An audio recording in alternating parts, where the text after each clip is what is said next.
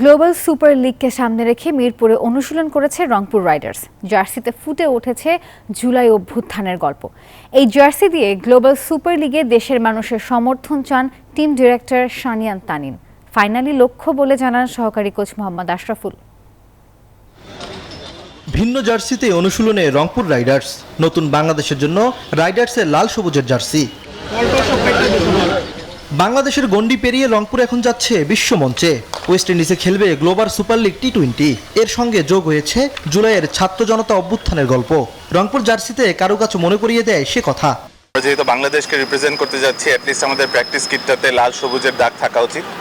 নিচের দিকে আপনারা দেখতে পাচ্ছেন যে বাংলাদেশের পতাকা সহ অনেক মানুষ দেখা যাচ্ছে। সো যেহেতু বাংলাদেশে একটা চেঞ্জ এসেছে এবং যেভাবে করে বাংলাদেশ একটা নতুন বাংলাদেশ হওয়ার চেষ্টা করছে, ওভাবে করে আমরা একটা বাংলাদেশকে একটা ট্রিবিউট করে এবং বাংলাদেশের পতাকা সব কিছু ব্যবহার করে দেখাতে চাচ্ছি যে রংপুর খালি আসলে এখন রংপুরের টিম না, পুরো বাংলাদেশের টিম। গ্লোবাল লিগের জন্য ব্যাটিং কোচ মোহাম্মদ আশরাফুলের অধীনে মিরপুরে অনুশীলন করেছে রংপুর। প্রথমবার বড় দায়িত্বে সাবেক বাংলাদেশের অধিনায়ক। ক্যারিবিয়ানে সুযোগ দেখছেন শীর্ষদের। দলগত পারফরমেন্স সবাই ভালো খেলেন, ইন্ডিভিজুয়াল পারফরমেন্স করতে পারে, তাহলে অবশ্যই আমাদের লক্ষ্য ফাইনাল খেলা।